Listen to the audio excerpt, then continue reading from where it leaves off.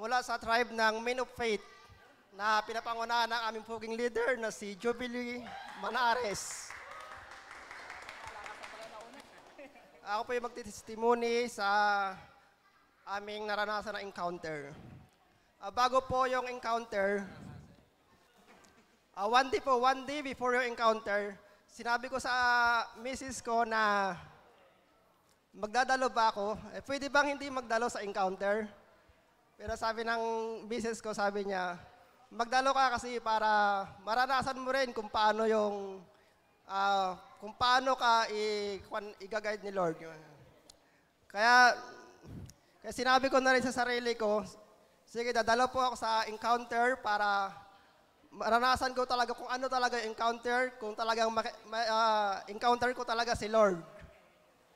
Kaya, nung nandun na po sa encounter,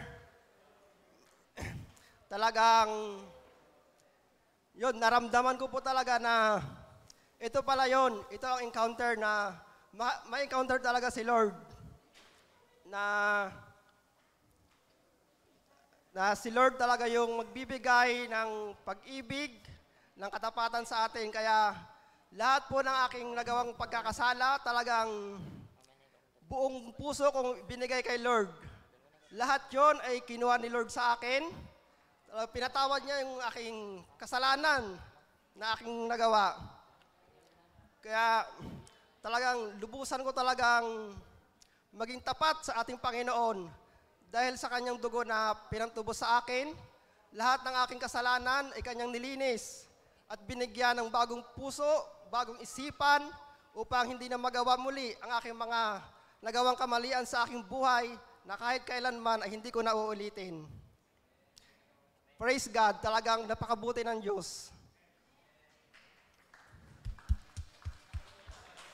Kaya sa tulong ng Diyos, ng pastors, at ng ating mga leaders, nakalaya ako sa ganong gawain, na maruming gawain.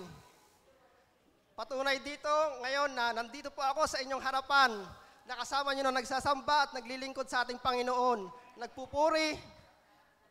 Kaya dahil dito, lubusan ko pong naunawaan ang kanyang kabutihan, ang kanyang pag-ibig, katapatan. Kaya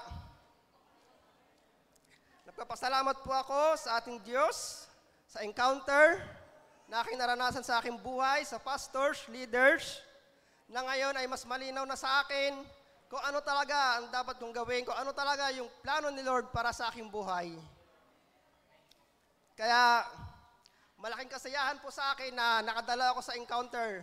Kaya kayo rin po mga kapatid, yung hindi po nakakadalo sa ating encounter, kailangan nyo na pong makadalo para maranasan nyo po kung ano ang kagalakan, kung ano ang kalayaan na may bibigay sa inyo ng ating Panginoon. Salamat po.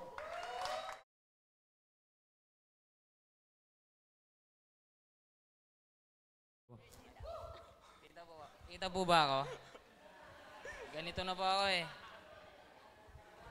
Magandang hapon po sa inyong lahat. Ako nga po pala si Mark Jed Toyko.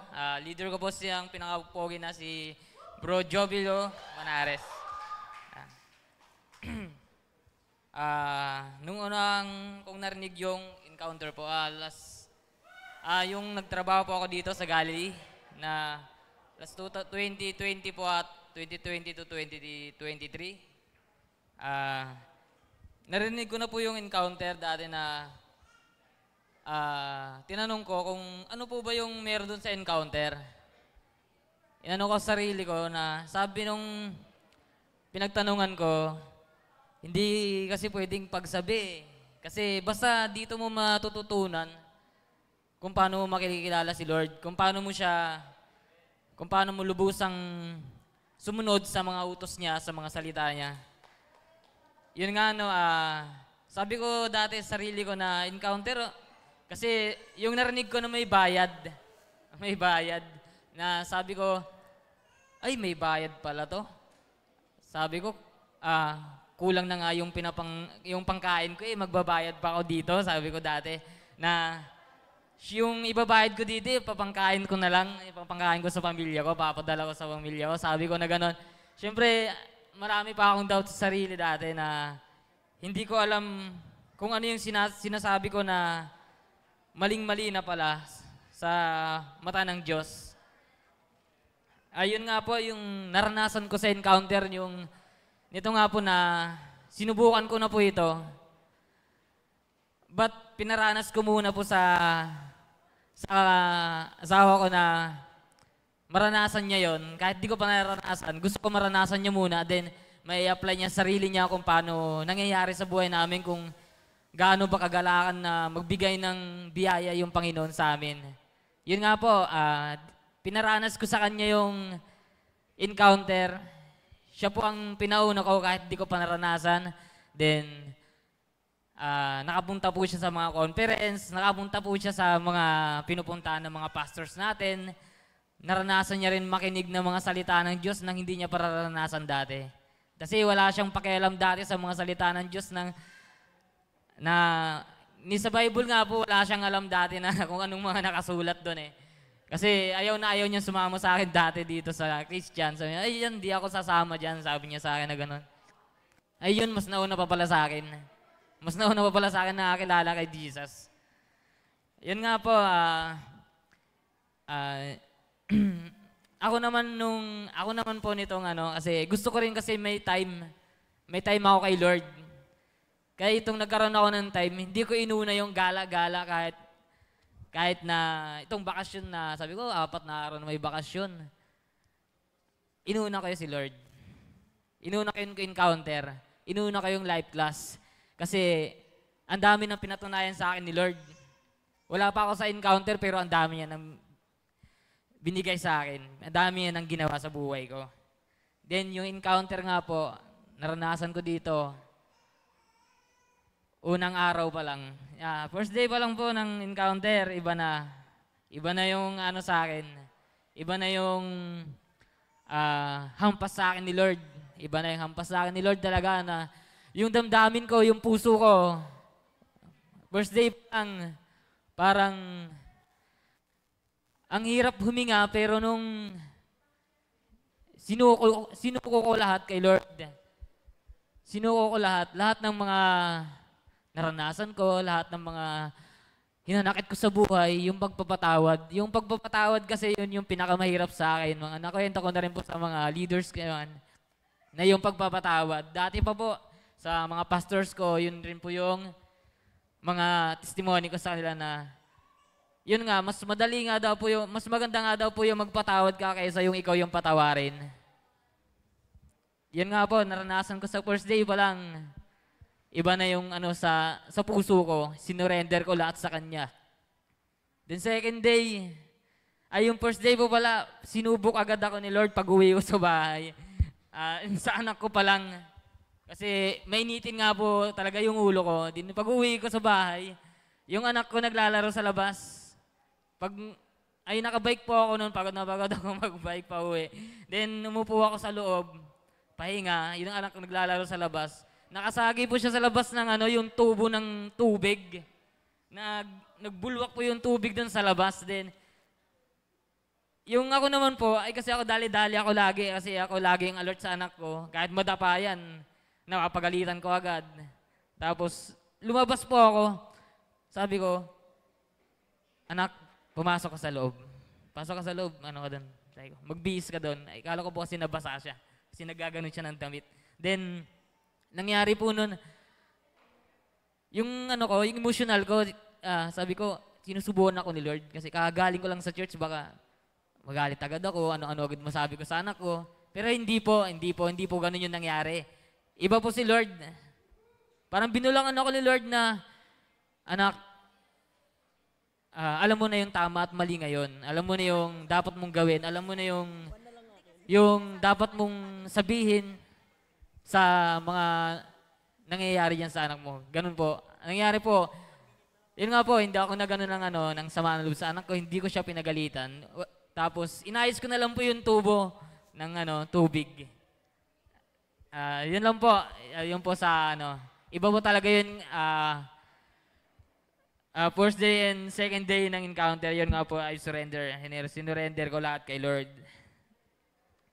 Doon ko po natutunan lahat. magpatawad. Yung nanay ko po, sa sarili ko kasi pinatawad ko na siya, ba't hindi ko pa po siya nakakausap? Matagal ko na po siyang hindi pinatawad, ba't itong encounter, iba po yung ampas talaga sa akin ni Lord, patawarin mo lahat ng nag-aasala sa'yo. Kasi yan ang dahilan kung bakit hindi ka umaangat sa buhay mo, magpatawad ka. Yes, amen. Yun nga po,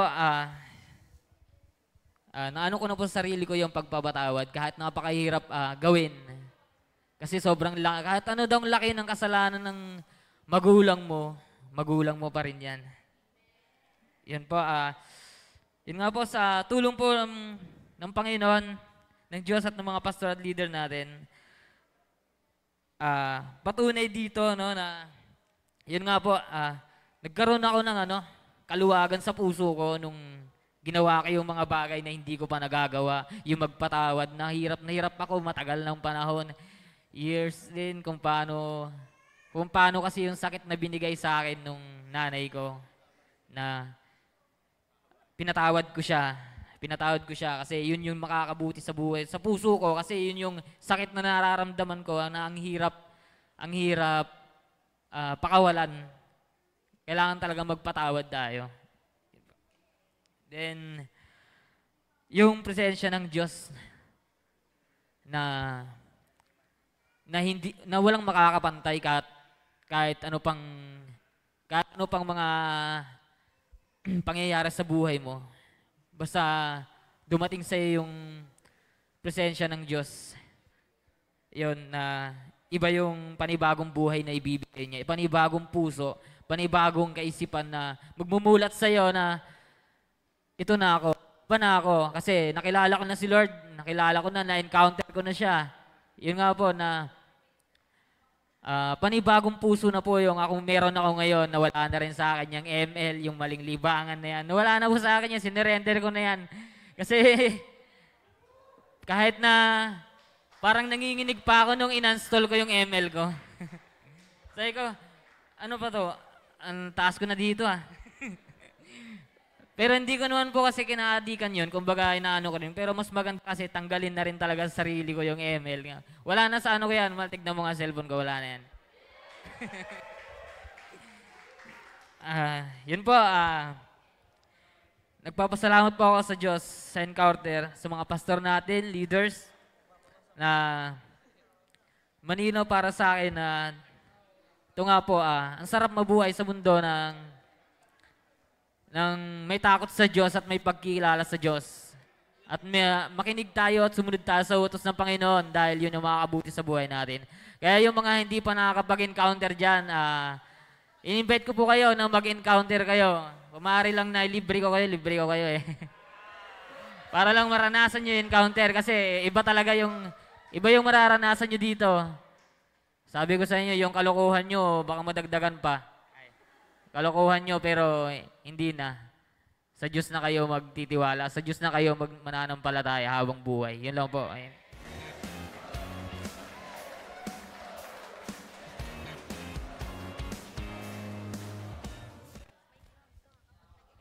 Good day po everyone. Galing po sa Matatag Tribe and leader ko po si Kuya Chi po. Wala po dito ngayon pero eto po. Kwento ko lang po is, before encounter po, nagka-problema po ako sa family and financially. Wala talaga ako pambayad sa encounter. Talagang sinabi ko lang sa sarili ko, God will provide. And ayun nga, Thursday night, Friday kasi naganap yung encounter namin. Thursday night, nag-asa ako sa family ko. Kung pwede kong makuha yung allowance ko na almost 2 weeks ko nang hindi kinukuha kasi nga, sinabi ko sa sarili ko na mas need ko na itago kala mama yung pera dahil if ever na kailanganin ko, madali ako makakahingi. And ayun nga, tas nag-chat nga ako nun kay ate and tas ang reply lang sa akin na ay nga, wala na daw akong pera. And nagtataka ako kasi nga, may kanya-kanya po kaming allowance. Ang kinakasamang loob ko lang po na parang binigay ko na po sa kanila, pinagkatiwalaan ko na po. Then, parang nagastos po kasi yung pera na dapat po sa akin na para po sa college life ko. And ayun nga, nag-away na po kami ni ate noon, Thursday night, and umiiyak na po ako noon. Na, alas nakalala-giw po ako. Tapos, habang umiiyak po ako, dumating po si Tijin na kagaling lang po kay Tiban. And ayun nga po, pinatay ko po yung ilaw and habang kinakausap po ako ni Tijin, nakatalikod po talaga ako, di ko po pinapakita yung mata ko. Pinatay ko po yung ilaw, tapos punta na po ako ng CR kasi di ko na po talaga makayanan. Then, paglabas ko po, nagtagal po ako sa CR. Yun nga, acting strong, balik po uli ako sa kala Tijin. Then, nakita pa rin po ni Tijin yung mata ko na tinanong po ako kung umiyak daw po ako. Then, pagtanong po nun, di na po ako nakapagsalita. Iiyak na po kasi uli ako nun. Ay nga po, di na po ako nakapagsalita, pinakita ko na lang po sa kanila yung nangyari. And paglingon po nila uli sa akin, naiyak na po talaga uli ako, di ko na rin po talaga kaya. And ay nga po. Tapos may chat din po kay mama, sabay po kasi yung kay ate and kay mama. And praise God po, nag-reply po si mama, katakataka ko lang po kasi parang, hindi naman po first time, pero grabe po yung nag-chat po kay mama, tapos di ko na po pinansin. Tinanong niya ako bakit. Then may another message pa po, almost 3 minutes. Tinatawagan na po ako ng tinatawagan na parang hindi po mapakali sa chat ko na, ma. And ayun nga. Then humingi agad ako ng sinabi ko rin kay mama na need ko ng pera, bayaran ko na lang pag nakuha ko yung allowance.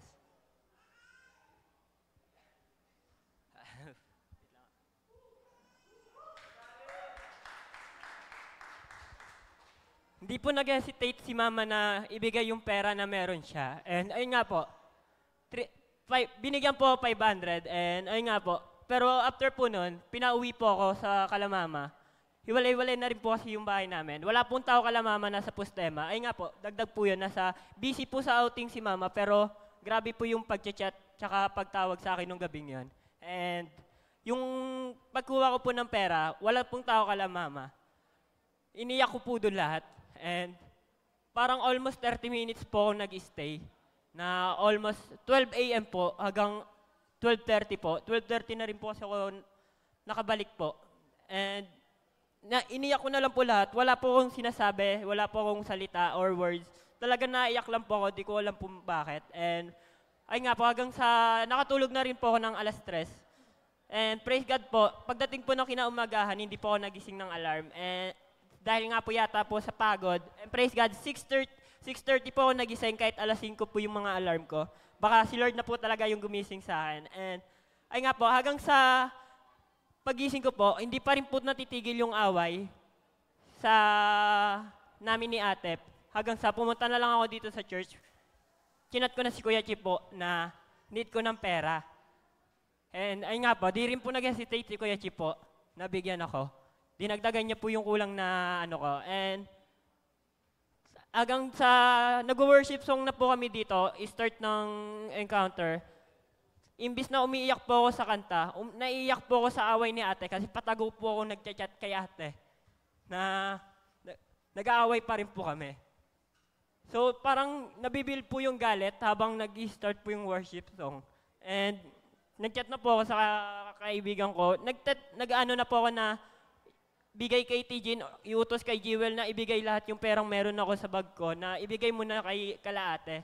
And ayun nga, hanggang sa di ko na kinakaya, nag-focus na lang ako sa encounter. Binigay ko yung cellphone ko kay Kuya Chipo, hanggang may chat pa doon, galit na galit si ate, and ayun nga, nag-aaway kami. Binigay ko kay Kuya Chipo yung cellphone. And habang yung mga lesson doon sa encounter, yung mga natutunan ko, parang naglalaban yung sarili ko na yung galit ko sa family ko, tapos yung topic, forgiveness, parang iniisip ko nun na pag ako pa naman nagalit, parang gustong-gusto ko talaga gumante. Parang deserve niya ng karma. Talagang hihintayin ko siya ma-down. Pero ayun nga, habang galit na galit ako, nag-i-speak sa akin si Lord na hindi ko kailangan gumante. Ayun nga, hinayaan ko na lang. And marami pa ako natutunan doon. Pero praise, tapos pagdating po ng hapon, ay nga po, uwian na po. grabe po si Lord kumilos. And pag uwi ko nga po, rumekta uli ako kala Jewel. Tapos, bandang 9 p.m. po, nag-chat po sa akin si ate. Tapos si mama. Chat po sa akin ni ate. Ay, kung kumain na ba daw ako.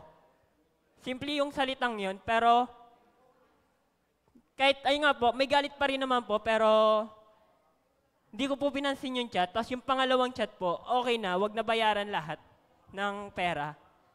Talagang sinuko ko kay Lord. Parang si Lord na yung kumilos kahit hindi ako umano. Talagang nag-praise lang ako kay Lord. Tapos pag uwi ko, yung lahat ng utang or hiningi ko doon is nabayaran na.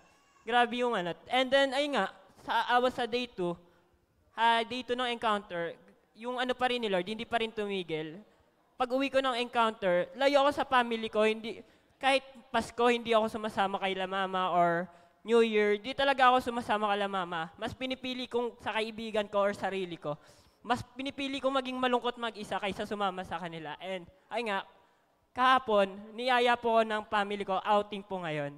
And, ay nga po, siguro, mali ko na po na, di ko po alam na mali ko po ba yata na hindi sumama. Pero pinipilit naman po nila ako. Masaya naman po ako na pinipilit nila ate and ni mama na sama daw po ako sa outing. Huwag na daw po akong magano.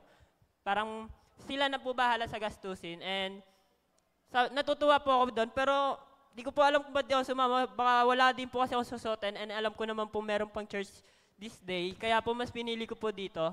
And siguro po, if ever na next, makikibanding na po ako. And praise God po, ayun lang po yung nabago sa akin about po sa family ko. Sa simpleng is napakalaking tulong na po neto for the future na nawala po yung galit ko sa puso ko na since bata ako, meron ako. And ayun nga, I encourage po na yung iba po na may family problem or talagang hindi po alam yung sagot sa lahat na parang susuko na. I encourage everyone na mag-encounter din. Wala rin namang mawawala dahil kapag talaga inuna mo si Lord, hindi ka talaga niya pababayaan. And yun lang po. Thank you po.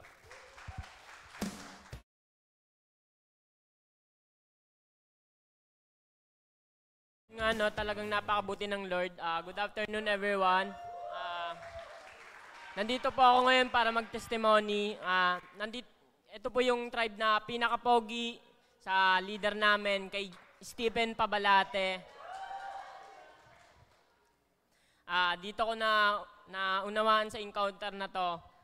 Una kong narinig sa encounter na to is na-meet ko yung Lord sa church na to, yung dating ako na laging habulin ng kaaway na kahit saan magpunta, puro na lang tropa, na ngayon nandito sa harap nyo nagpapatawad. Sinisurrender na yung buhay ko kay Lord kasi nga dito na papasok yung pagbabago na dating ako, palagi kong hinihintay kay Lord kung paano ako mag-uumpisa. Napakasarap lang, like sa simpleng hiling mo kay Lord, nagbago ka ng todo-todo.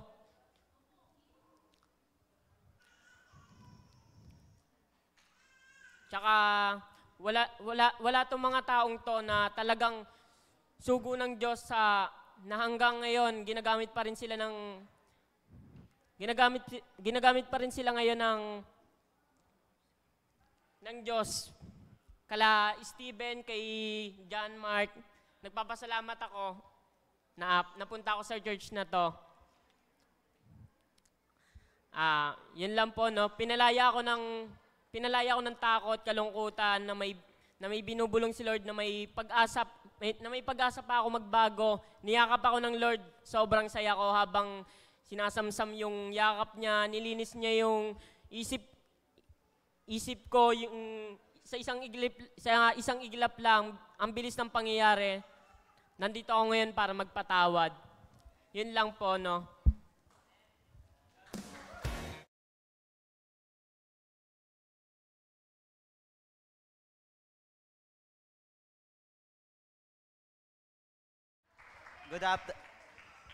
Good afternoon po. Ako po si Justin Gutierrez.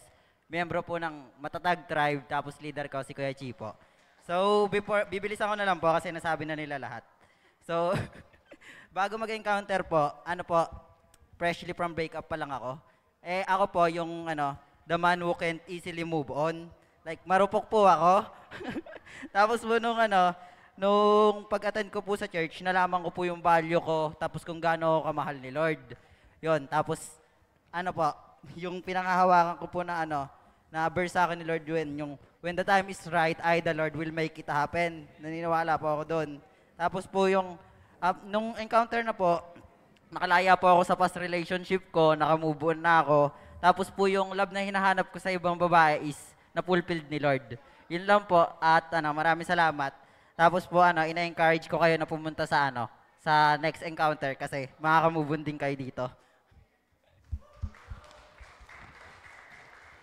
Amen. Ayan. Alam ko po na empower tayo ng mga testimonies ng atin pong mga kalalakihan. And ngayon, I know we are all excited to hear the Word of God. So let's all ready po yung atin pong mga freebies, our Bible, book note, and ballpen. And let's ready our heart and mind to receive the Word of God. And wag na po nating patagalin pa. Let's all welcome the man of God, our senior pastor, Pastor Vernon J. Viana.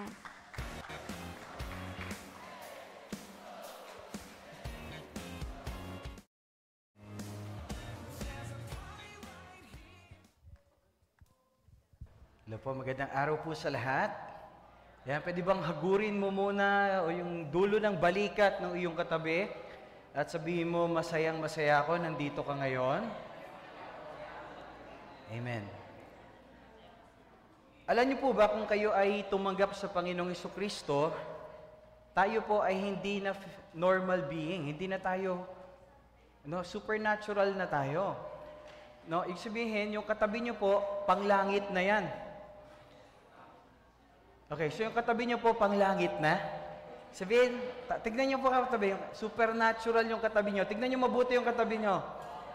Panglangit na po yan. Amen. Yung katabi niyo po, panglangit, hindi na normal yan. And alam niyo po, medically speaking, yun daw pong hindi normal ang tawag, medically speaking, ano tawag? Pakihina konti dyan, sa baba. Yan. Thank you. Yan, salamat. Alam niyo tawag dun sa yung hindi normal? Ano tawag? Sabi mo sa katabi mo, welcome abnormal person. Di ba kasi yung katabi niyo po hindi na normal. Yung katabi niyo po above normal na. Amen? Supernatural yung katabi mo. Sabi mo sa katabi mo, masayang masaya ako. Sabi sa katabi mo, masayang masaya ako. Abnormal yung katabi ko. Amen. Hindi na po normal yung katabi nyo. Bakit? Nung tinanggap niyo po si Jesus Christ, yung katabi niya hindi niyo maintindihan. Sino taniwala yung katabi mo kakaiba na? Amen. Grabe po yung mga nag-testimony po kanina. Iba na po yung buhay nila, iba na yung testimony nila, Nakakatuwa. Bakit? Kasi we are beyond normal. We are no longer citizens of this world. Pinag-aralan nga po natin, we are not a body with a soul, but we are a soul with a body. And before we continue po, can we just have this declaration? Okay? Dahil alam ko po yung katabi nyo excited na. Dahil yung katabi nyo hindi yan normal. Ngayon nyo lang nalaman yon, di ba? Tama di ba? Pag hindi normal, di ba? Away from normal, ibig sabihin nun, yung Okay. Sige po, declare natin to while looking at your Bible, holding your Bible, i-declare po natin to. Ready? On the count of 3. 1, 2, 3, begin. This is my Bible. This is the Word of God. I am what it says I am. I have what it says I have. I can do what it says I can do. Today, I will be taught by the Word of God. I boldly confess. My mind is alert. My heart is receptive. And I will never be the same again. In Jesus' name, amen. Let's have a word of prayer. Father God, salamat po dun sa pag-asa na nakapaloob po dun sa pagkabuhay namang muli ng aming Panginoong Hesukristo. At Lord, sa araw na nagsa-celebrate po ng buhay, ng tagumpay, laban sa kamatayan. Lord, ngayon po kami ay lumalapit sa inyo na anumang area ng buhay na merong kadiliman, maring merong area ng buhay na patay, maring out of control. Ito po, Panginoon, ay mensahe para po sa amin na maalala namin na meron kaming Panginoon na nagbigay na kanyang buhay, nag-surrender para kami po ay lumaya. Mangusap po kayo sa puso namin ngayon at hiningi ko po, Diyos, na inyo pong tulungan, Panginoon. Bigyan ng kagaangan yung inyong mga anak kung may mga kabigatan. At ilapit niyo po kami lalo sa Panginoong Jesucristo ngayon. Siya na nagsuko ng kanyang sariling kalooban para masunod yung kalooban niyo upang kami ay mabuhay. Binubuksan po namin ang puso namin sa inyo. Holy Spirit, nungusap po kayo sa bawat isa. Ito po yung aming dalangin. In Jesus' name. And all God's people say, Amen and Amen. Yan. Sige po, tuloy natin palakpak sa Lord. Yes. Alam niyo po, ngayon po, buong sangkang Kristyanuhan is celebrating or is reminded na meron po tayong Diyos 2,000 years ago na siya po ay namatay. And after 3 days, siya po ay muling nabuhay. Tama po ba? Pero tingnan po natin, bago po yung pagkabuhay niya. Alam po natin, milagro po yun. And prior to that na pangyayari, may mga sitwasyon po na pinagdaanan ng Panginoon. Ano po yung makuha natin na mensahe about that? Kasi po, ngayon, maybe for some of us, taas po yung kamay dito muna bago ko magtuloy, yung may mga pinagdadaanan. Yan, taas yung kamay. Marami pala tayo. Okay, parang lahat tayo, no? Okay, so sabihin mo lang, himasin mo yung dulo ng balikat ng iyong katabi, at sabihin mo yung balikat, sabihin mo, okay, huwag mong tambayan. Kaya po tinawag dyan pinagdadaanan, hindi po para tambayan, okay? So, hindi ka designed dyan. Pero tingnan nyo po, alam natin, masaya tayo doon sa resurrection, pero tingnan natin, ano yung nangyari bago yung resurrection? Ano yung sitwasyon? Ano yung naging desisyon ng Panginoon? So that resurrection came. And maybe for some of us na nandito po ngayon, you have been struggling in your situation, in your family. And sabi po rito sa Matthew 26 verse 38 to 40, tingnan niyo po ano sabi ng scripture. Then he said to them, if you're a disciple of Jesus Christ, no, makita po natin to malinaw. Kung ikaw may pinagdadaanan na overwhelmed ka sa sitwasyon, sa mga nangyayari sa buhay mo, ang sabi ng Lord, my soul is overwhelmed with sorrow to the point of death. Meron na po ba rito yung sobrang bigat, halos ikamatay mo na? Grabe, no?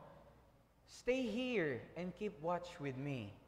Totoo lang, pag ikaw ay may pinagdadaanan, gusto mo may kasama ka. Tama po ba? At ang gusto mo, yung kasama mo, gising. Tingnan mo yung katabi mo, gising pa. Amen? Okay, at sabi rito, going a little farther, so he fell with his face to the ground and prayed, my Father, if it is possible, may this cup be taken from me. Yet, not as I will, but as you will. Then he returned to his disciples, tignan mo yung katabi mo, and found them sleeping. Ang sakit po, dun sa isang taong may pinagdadaanan, na ang gusto mo doon sa panahon na ikay bigat at hirap na hirap. Ang gusto mo po ay manalangin at gusto mo meron kang kasama. Pero ang bigat po na malaman na yung mga kasama mo po ay natutulog. Tignan mong mabuti muli ang katabi mo.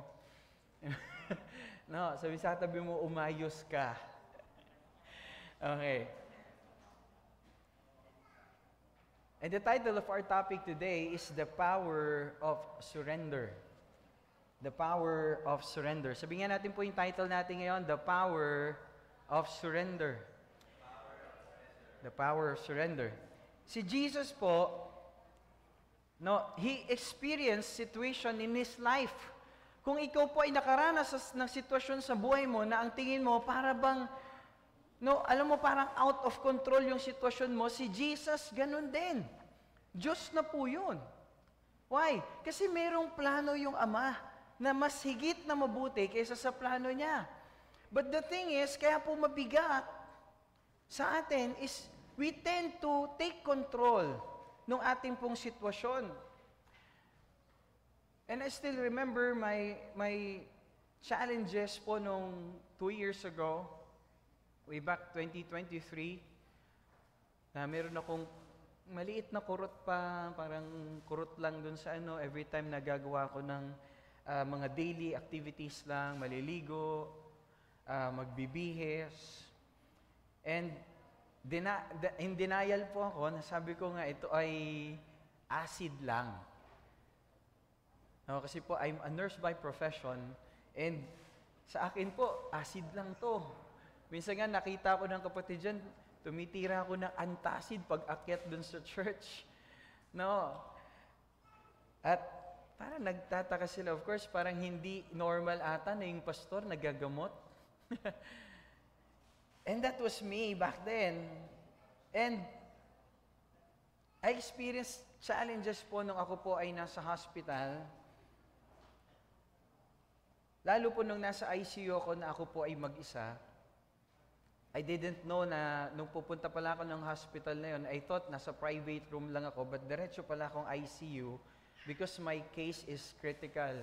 Any moment, isang instance lang, isang blood clot lang, tapos na, finish na.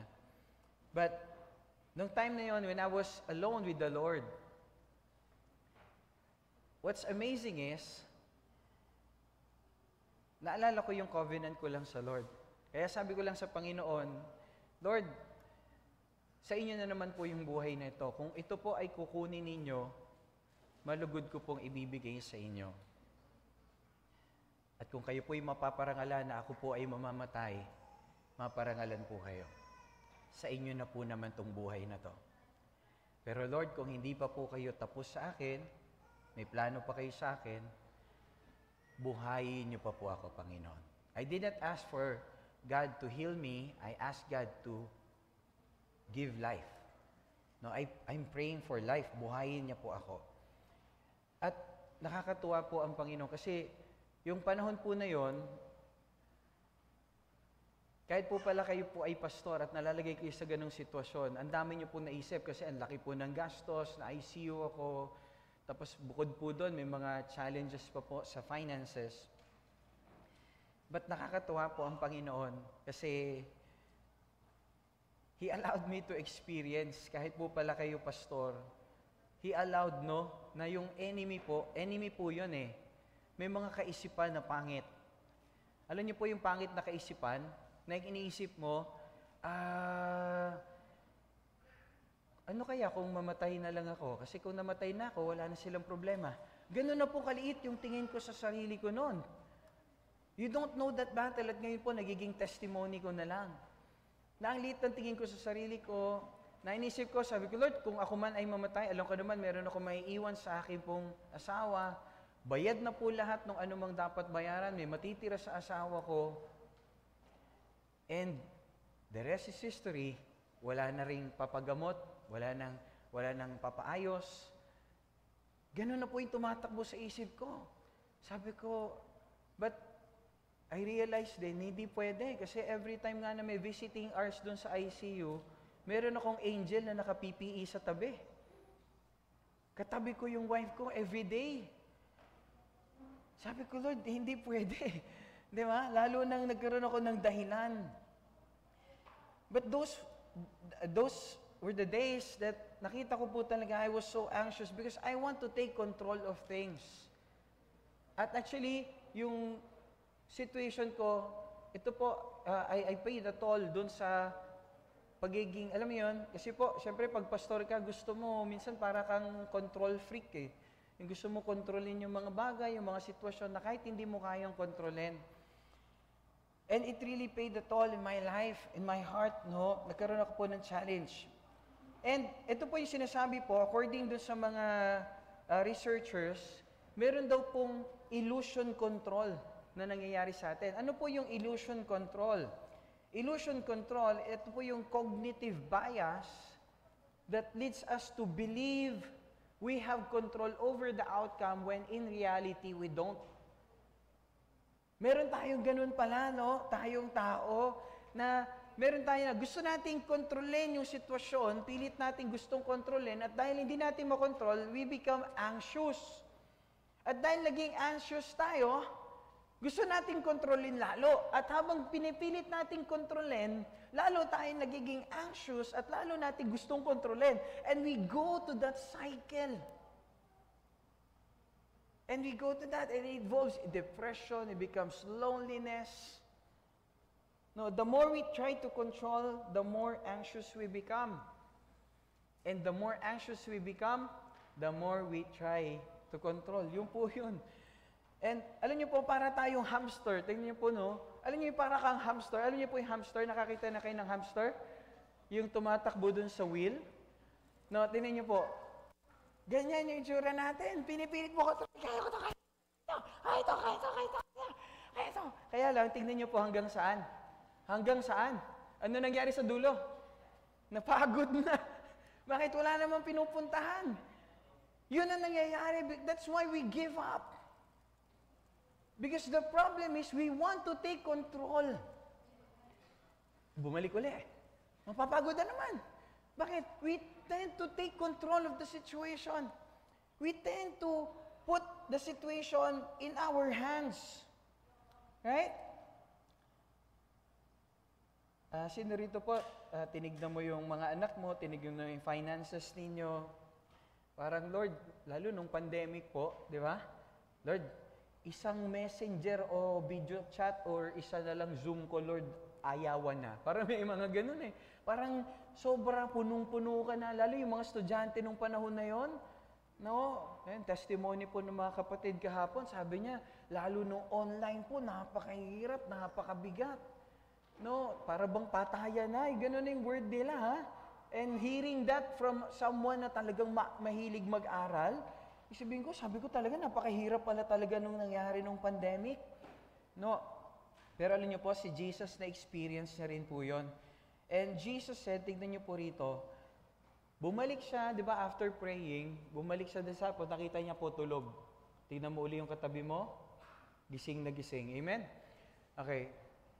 Then after nun, tignan niyo po yung Matthew, yung next verse, sabi ng verse 42, Jesus went away a second time. Ano uli yung prayer niya? Ibig sabihin po, he really was overwhelmed.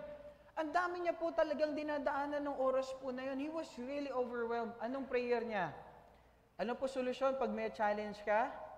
Pray. At ang prayer niya, hindi siya nag-pray na basta nag-pray lang siya. Tinatag niya yung kanyang ama. My Father, if it is not possible for this cup to be taken away, unless I drink it, may your will be done.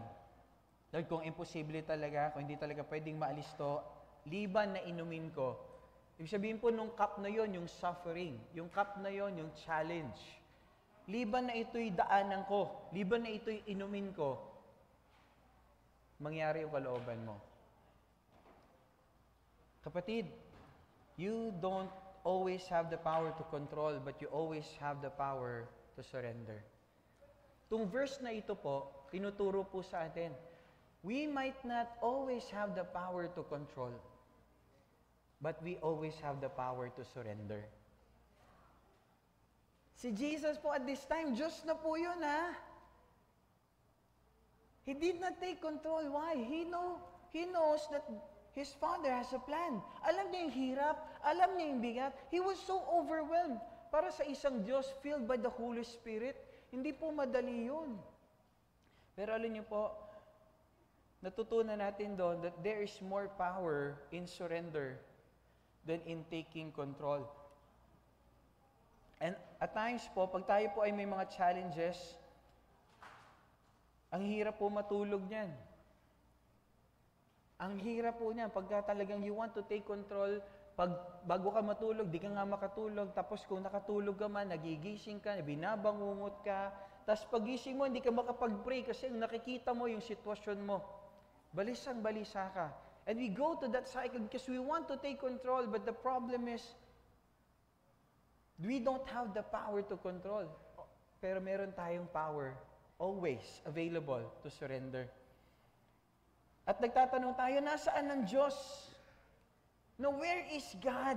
Pag yung mga bagay na is falling apart, is out of control, nasaan kaya ang Lord? At ito yung mga tanong natin. Ang tanong natin, andyan ba talaga ang Lord? Ang layo ata ng Lord. No, God is not distant. He is close. No. At tanong natin, silent ba ang Lord? No. Tahimik ba Panginoon? Hindi. Hindi tahimik ang Lord. Totoo lang po kasi, bakit parang hindi nagsasalita yung Lord? Kapatid, pag exam kasi, tahimik na teacher. Tama po ba yun mga kapatid? Doon mo na dapat gamitin ano yung mga na-take notes mo, ano yung mga natutunan mo, doon mo na i-apply yung mga nabasa mo sa salita niya. Kaya sabi sa katabi mo, dapat nagte-take notes ka. Kasi yung isasagot mo sa exam, yung na-take note mo. Amen. Silent kasi yung teacher at times, pagka may test tayo, pero nandun lang din siya. And absent ba si Lord? Wala ba si Lord? Hindi kapatid, andun si Lord. He is never absent. Amen? At ito po, alam nyo, ito yung nag-create po ngayon because sa society po natin, no, based do sa studies po ngayon, meron na-create na mindset, okay, yung MTD o yung moralistic therapeutic deism. Ibig sabihin, moralistic, ano po yan? It equates religion with being good, being moral, being nice. Kaya magpakabait ka, yan talaga yon. Di ba? Kung Christian ka, dapat magpakabait ka. And therapeutic, faith is a means to improve your life. O, kaya ka nga nandyan, lalo po sa atin, democratic country. Uy, tanggapin mo si Jesus. Pag tinanggap mo si Jesus, aayos ang buhay mo. Sasagana ka. Pero ibang-iba po pag sinare yung gospel sa Saudi. Bakit? Lalo pag bawal na lugar, like Vietnam, pag nag-share ka ng gospel doon na tumanggap sa Panginoon, sasabihin, ngayong tinanggap mo si Jesus Cristo sa buhay mo, ihanda mo yung sarili mo. Pag nalaman sa kumpanya mo na ikay Kristiyano, pwede kang tanggalin sa kumpanya nyo. Pwede kang ipa-deport, pwede kang ipakulong, pwede kang ipahugupit. At ang worst, pwede kang ipapatay. Ibang-iba. Doon sa culture natin sa Pilipinas at ibang-iba doon sa nakikita natin sa social media. And deism is God is real but not involved unless you really need Him. Ibig sabihin, merong belief na si Lord po nag-exist to make my life easier, but that's not the gospel. Hindi po yan ang gospel. Bakit? Ang totoong gospel po kasi, the real gospel doesn't promise comfort, it offers transformation. Kaya kapatid, kung maghahanap ka ng miracle, greatest miracle po talaga is not healing. Greatest miracle ay hindi makakita yung bulag, makalakad yung lumpo. Kundi ang greatest na miracle ay yung change life. Kaya po, alam nyo po, every encounter, merong mga masasayang magulang, merong mga masasayang asawa. Tama ba yun? Di ba? Masasaya yung mga misis ngayon ng mga naka-encounter. Tama po ba?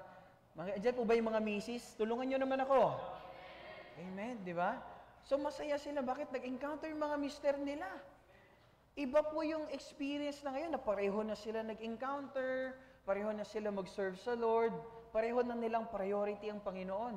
At doon nila nakita, kahit bigyan sila ng pera noon na hindi nagbabago yung asawa nila, hindi blessing yon. Ang greatest miracle ngayon, yung pag-uwi ng asawa nila, yumakap sa kanila at nagsabi, I love you, thank you, I'm sorry. Amen. Di ba? No, transformation kasi. And alam niyo po, ang hirap po kasi when we try to take control of things, meron po talagang toll sa buhay yan. We become anxious, We tend to control things na hindi natin kayang kontrolin. And we ask, Lord, andyan ka ba talaga? God is always there. Si Jesus po, pinakamahirap yon, yung nandun siya sa krus. Tumalikod sa kanya yung Ama, kaya sinabi ng Ama sa kanya, Ama, Ama, bakit mo ko pinabayaan? Because He is carrying the sin of the whole world.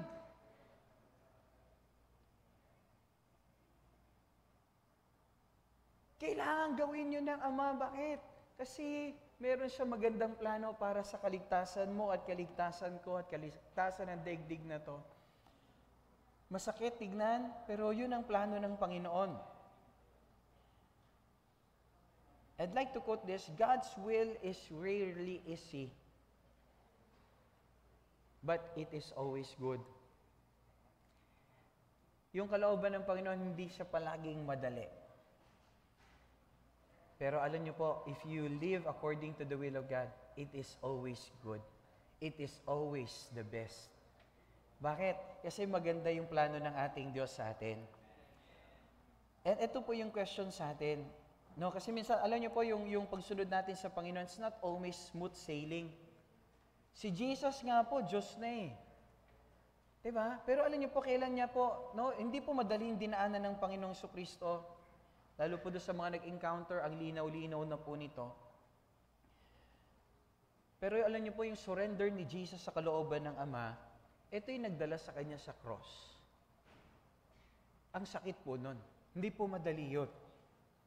Inaresto po siya, hinagupit po siya, pinako po siya. At doon niya sinabi, Ama, sa iyong mga kamay, isinusuko ko ang aking espiritu. Bakit? Kasi po, nagtiwala siya na ang surrender ay magdadala sa resurrection. That if he will not surrender, resurrection will not happen. Sa life din po natin, kapatid, God wants to do something in our life. But, ito yung tanong, ano yung area ng buhay mo that you are trying to control?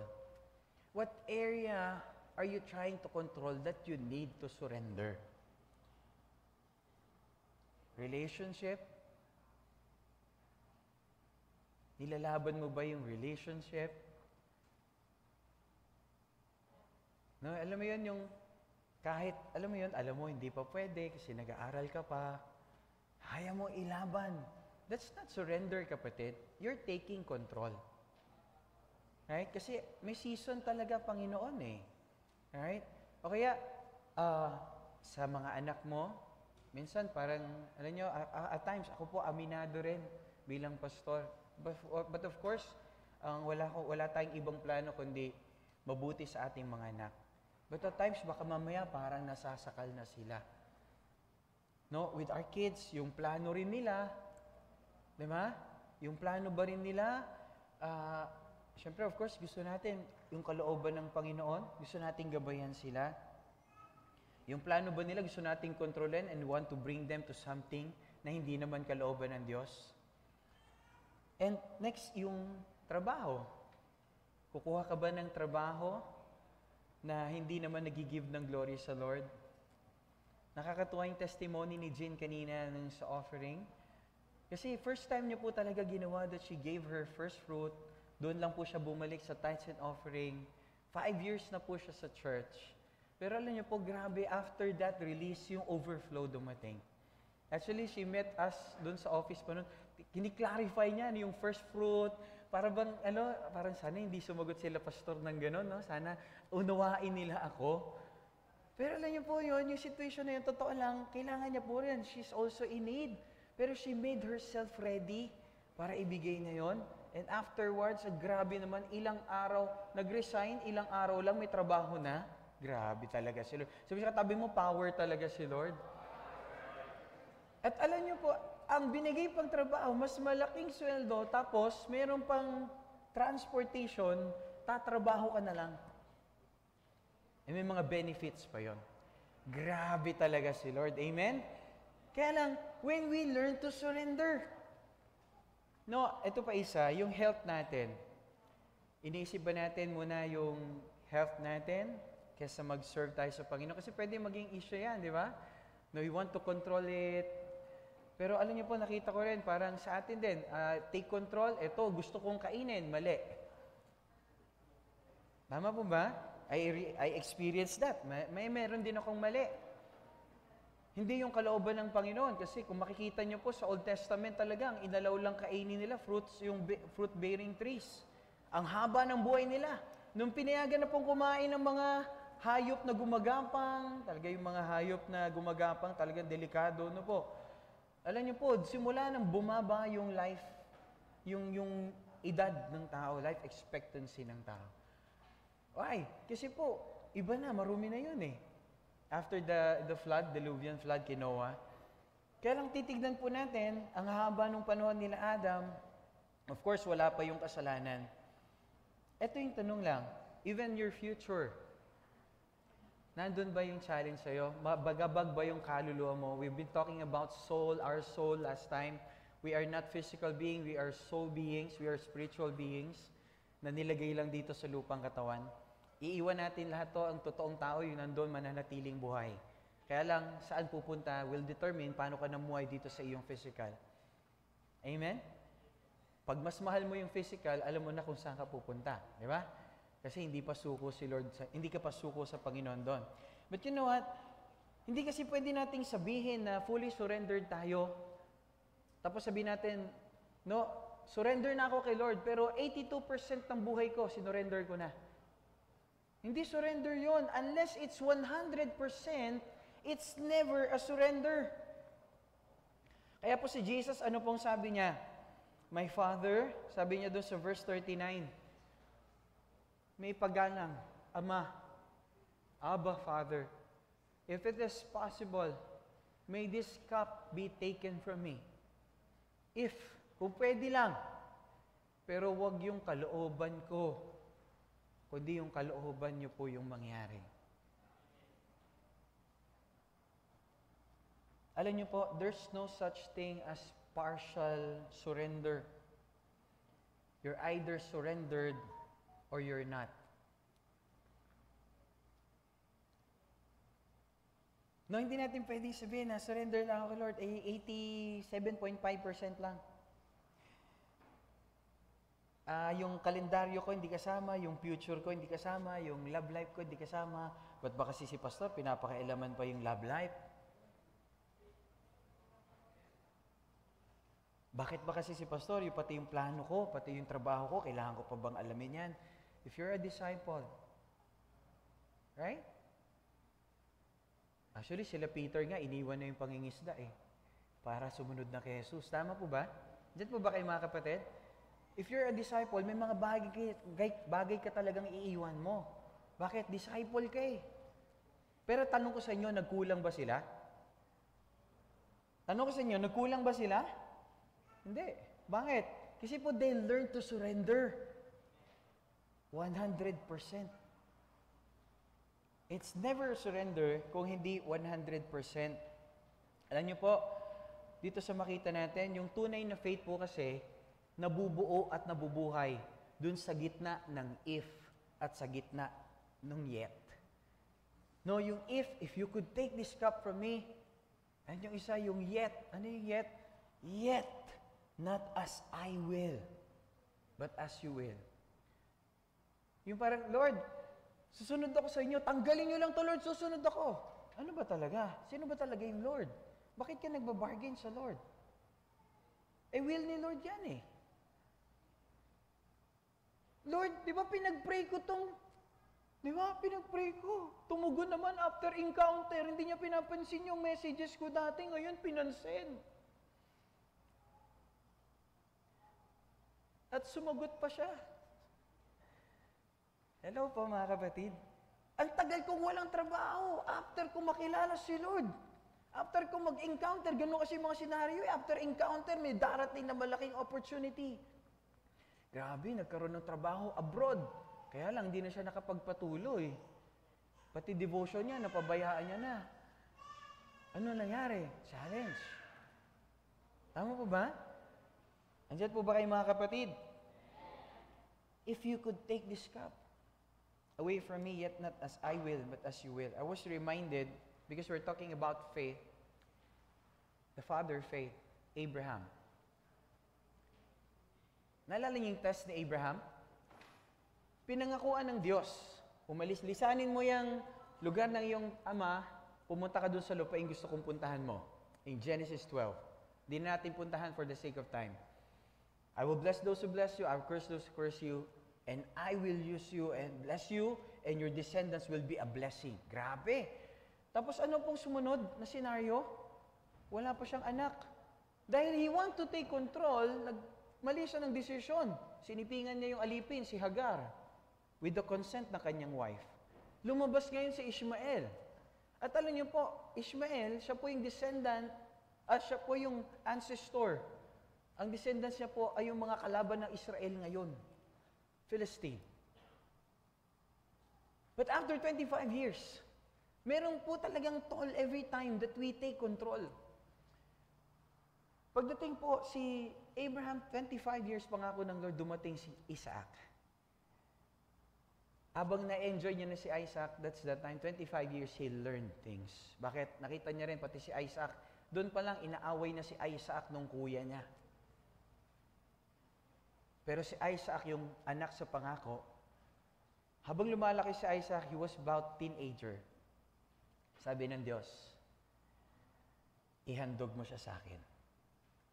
Nung gabi, God spoke to him. Madaling araw, umaalis na papunta ng bundok para ihandog si Isaac.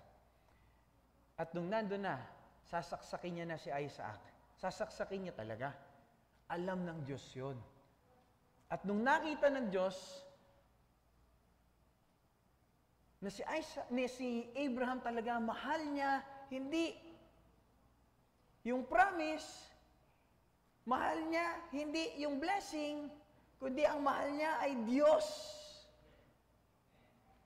Pinigilan siya ng Diyos. Kasi pwedeng mga tuwiran si Abraham, di ba? Lord, di ba answer, di ba prayer ko to Lord? Di ba dininig niyo naman?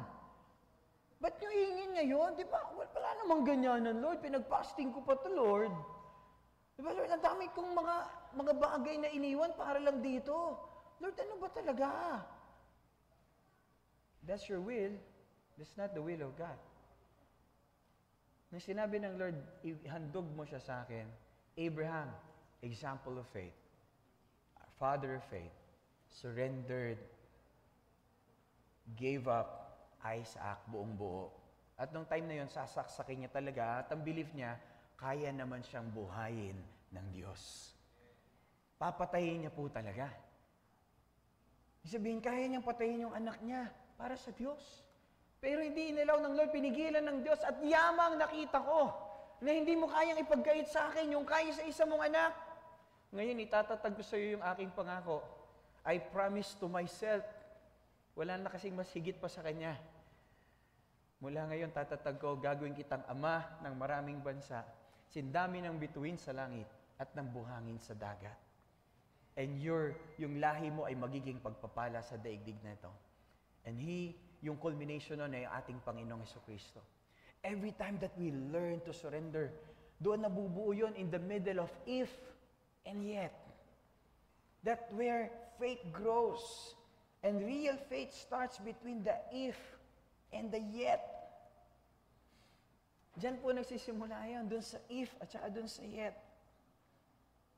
Kaya lang ang nakakalungkot po sa culture po ngayon, you read social media, you take control, your life is your life, walang pwedeng magsabi sa iyo kung anong gusto mo. Mukhang parang tama. But that is not what God wants us to bear in mind. He wants us to surrender. Jesus says, surrender. Sinasabi ng culture, take control. Ang sabi naman ng Panginoon, surrender. Surrender. Why? Ibig sabihin ng surrender, let go. Sabi sa katabi mo, let go. Sabi sa tabi mo, stop striving. Sa tabi mo, start surrendering. Hindi tayo nilikha ng Lord to strive. We are created to thrive. And we can only experience thriving when we surrender to God. Because siya lang ang kayang gumawa nun sa atin. Kaya po tignan nyo ano sabi ng Panginoon. Jesus said to His disciples, and if you're a disciple of Jesus Christ, listen to this. Ano sabi ni Jesus Christ? Sabi doon sa Matthew 10, if you cling to your life, you will lose it. Pag you take hold of your life, you will lose it. But if you give up your life for me, hindi mo lang i-give up mo para sa Kanya. You will find it. The thing that we control, we will lose. But the thing that we surrender to God, we will take hold. Kaya po sabi ng Panginoon, kailangan mong mamatay para ikay muling mabuhay. Kailangan mong magpakumbaba para ikaw ay itaas. Kailangan mong magbigay para ikay tumanggap. Doon sa 3 binanggit ko sa inyo at marami pa, God wants us to surrender. And that's called faith. Amen. Andiyan pa po ba kayo? Why? Because God can do way more than when you surrender than you can do when you control things. Mas maraming kayang gawin ng Diyos if you'll just learn to surrender than taking control. You just need to surrender. May mas magandang plano yung Diyos kaysa sa plano mo. Sino taniwala mas magaling si Lord sa'yo? You need to acknowledge that. Kaya kung meron kang decision, you ask God. You ask your leader. You ask your pastor. Amen? Pero ikaw pa rin magpapasya because God gave us the gift of free will. Pero tingnan niyo po, God can do way more with your surrender than you can do with your control. Kaya kapatid, kung namatay si Jesus, hindi sa makasalanan. Namatay si Jesus para sa mga makasalanan, para mabuhay. Hindi siya namatay doon sa mga perfect people para sila'y ma-promote sa trabaho. Nabuhay naman muli si Jesus para doon sa mga wasak, para makatagpo sila ng pag-asa. Kapatid, you don't have the power to control everything. Wala. Wala tayo niyan. But you can surrender today. You can surrender today.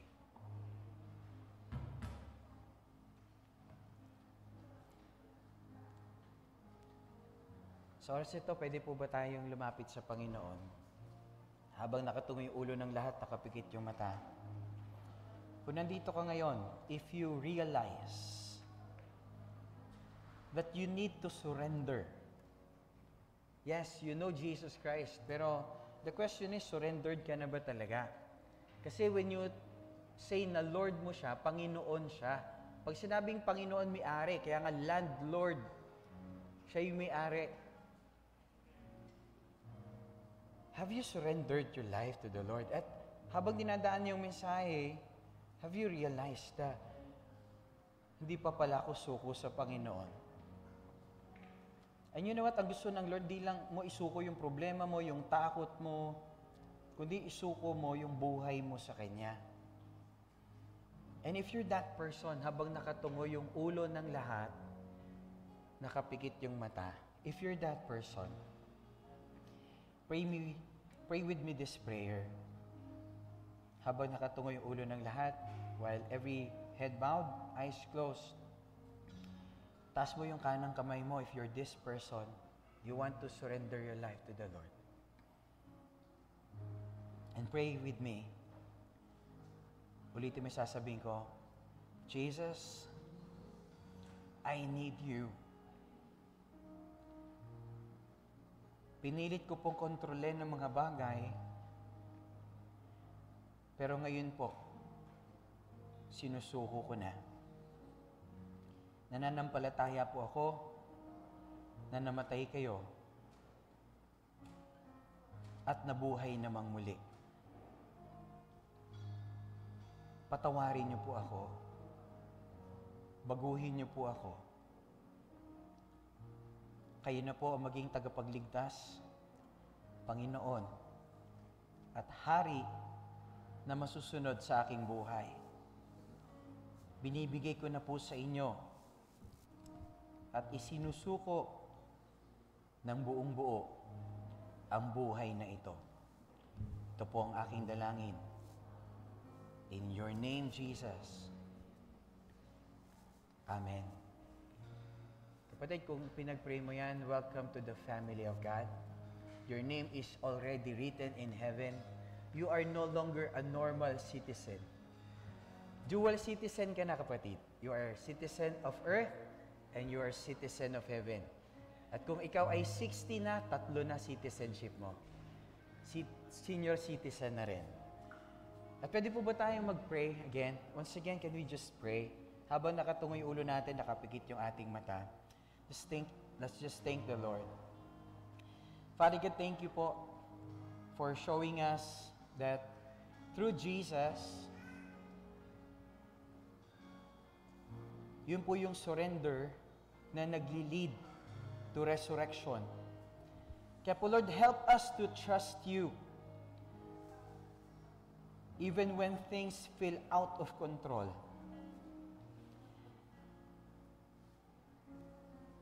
Habang nandun kami sa tension, Lord, nung between if and yet, turuan niyo po kami na ang decision pa rin namin, your will be done. Yung kalooban niyo po yung mangyari. Lord, and we pray na yung kapayapaan niyo po yung maghari sa aming mga puso, at yung kapangyarihan na siyang bumuhay kay Kristo mula sa mga patay, ang maging pag-asa at kagalakan at lakas namin mula ngayon at habang kami po ay nabubuhay. Salamat po, Panginoon. In Jesus' name we pray. And all God's people say, Amen.